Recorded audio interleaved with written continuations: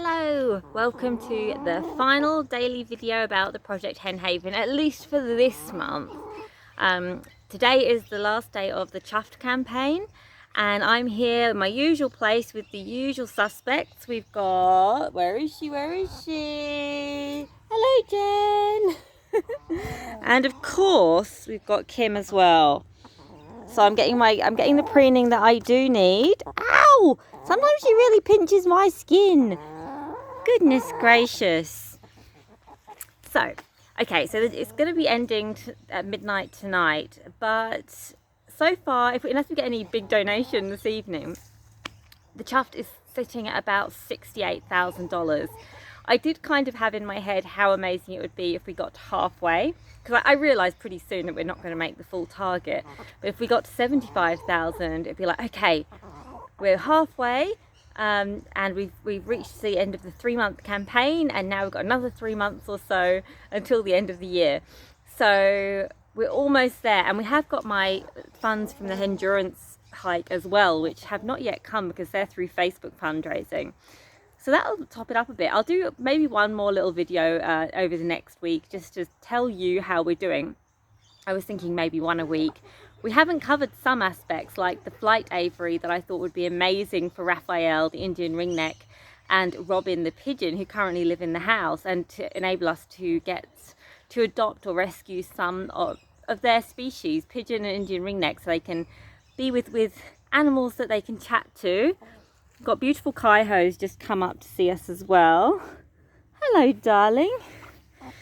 So, seeing as we have not met our goal, there's Cody reminding us why we need a rooster suitable space. What happens next? Like, what is going to happen with the Henhaven? Am I going to refund everyone their donations and give up? Or are we going to carry on? So I think that because we've reached so close to halfway, I think that's a really good sign that we can do this. Oh, hi Dylan. Yes. And I'm not going to give up. So unless there's I've been keeping all the money for the Henhaven in a separate part of the account, so it hasn't been spent on anything else. And so if it did mean that I had to refund everyone, I could, but I'm not going to, because I do feel that by the end of the year we will reach the target, or we'll come so close that there's no way we'll give up. So I'm very, very sure. Here they are. And now we're getting Juniper, we're getting everyone today, that we're going to make this happen. So financially, what does it mean? Because obviously we have a very long way to go. Well, first things first, after the fundraiser, I'm just going to be taking a deep breath and having a week or so where I'm not concentrating on fundraising as much. Because as I've said in a previous video, it kind of goes against my nature. It feels very personal and strange doing this fundraising, but I am going to be focusing on the stuff for my book that I told you about, Saving Animals, A Future Activist's Guide. Hello. Oh, Frida's come to the front now to join in the preening. Beautiful. So I've got some work to do for that, for the publisher. Oh, thank you, darling, for sorting my hair out. Oh, and my cord. So many things to peck at, hey? Oh. So yeah, I've got to find some reviewers and things like that for my book. So I'll be doing that over the next week. But I'm not going to leave it too long because we are still on a deadline for the end of the year. At this stage, we'd be able to put almost a 20% deposit down for a $400,000 property, which is probably not doable around Sydney with land. But if we were willing to move far away, it would just make it hard for David's work. But if we keep going until the end of the year, I think we can find something even more suitable. So a couple of things I'm going to do. We're going to be looking at different merchandise. We're going to still be looking at people holding fundraisers, a bit like I did with my sponsored hike, or it could be a lot less distance. People, like, we've had some really successful vegan food fundraisers. So both Sharon and Elin have run them, where they cook delicious home-cooked vegan meals and sell them and have a pick-up point. And they went really well, so we might be doing some more things like that. Who's preening my back? Who is it? I can only see a butt. Ah, she's gone round the side. Oh, it was Kaiho. Hello. What a beauty she is. Oh, I'm also going to be looking into grants. I already have looked at grants, but a lot of them, they want to be funding the whole project. So for example, you might apply for a grant for one particular enclosure, or a flight aviary, or a foster enclosure, for example. But there is one grant I found that might be able to contribute some money towards the hen haven. However, it's a very long application process and needs a lot of different paperwork. So that's something that I need to work on over the next month or so. So that would be great if we could get something like that. And I'm going to get my thinking cap on and try and think of other ideas. I'm also going to focus some of my mental energy on the education programs, because we've only really got ironed out the first one for preschoolers. The ones for primary schools and high schools we haven't thought about so much.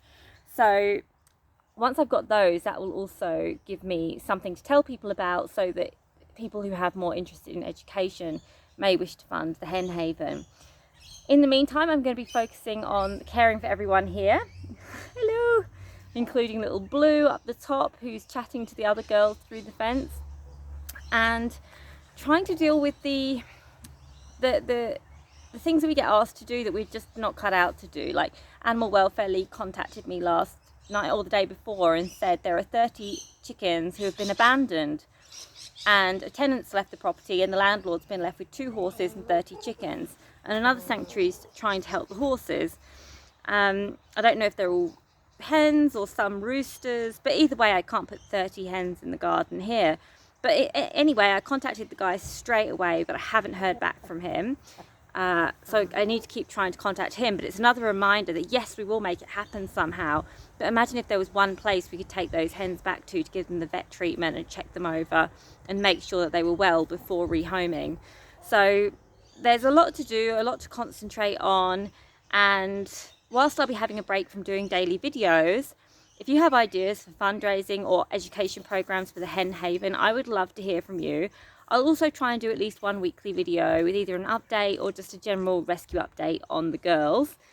And I expect I'll be putting some time in to making sure I get my daily preening, which is very important. Just think, if we make the hen haven happen, you could be in a position of sitting with these beautiful girls getting preened. Look at that. Ah, Kimmy, what a beauty. I was cuddling Blue last night and thinking, how could someone cut his throat? Like, I just don't understand. Like, I was actually scratching under his chin, and it's just baffling to me. And so I feel more strongly than ever that we have to do whatever we can to keep going. And I really want to thank you for your support. You know, just knowing that there's people behind me and behind the hens that really want this to happen. It means so much. So thank you, and I'm sure I will see you in the not too distant future. And goodbye from Kim.